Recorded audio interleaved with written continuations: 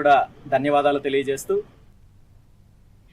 ఆంధ్రప్రదేశ్ రాజధాని అమరావతిపై రాజకీయ రగడ కొనసాగుతోంది. కేంద్ర రాష్ట్ర ప్రభుత్వాల నిధులతో అమరావతిని నిర్మిస్తున్న వేళ మాజీ ముఖ్యమంత్రి జగన్మోహన్ రెడ్డి మావిగన్ పేరుతో కొత్త డ్రామాకు తెరలేపారని ఎంపీ సీఎం సతీష్ తీవ్రంగా విమర్శించారు.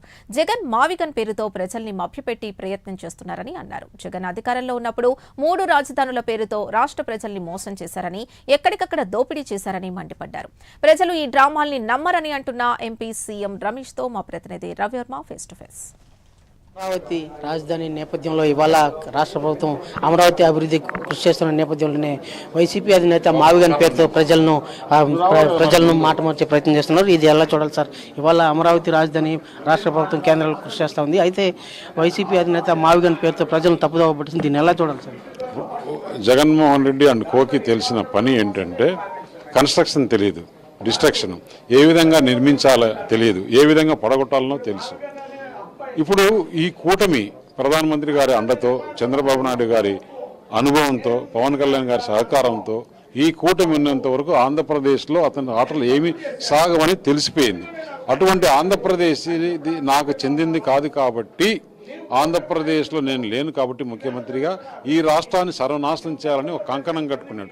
ఏ రాజకీయ నాయకుడు కూడా ఇలా మాట్లాడు.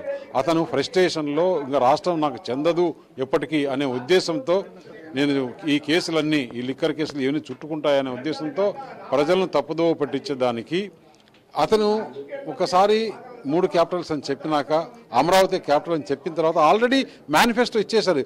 అతనికి ఏమాత్రము అతనిలో పసలేదు. ఎన్ని మేనిఫెస్టోలు పెట్టుకుంటే ఏమవుతుంది? ఈరోజు నేను మొత్తం కిందికి తీసుకొని వచ్చేస్తాను, బ్రహ్మాండంగా స్వర్గం చూపిస్తానంటే కూడా జగన్ని నమ్మే పరిస్థితులు జనం లేరు.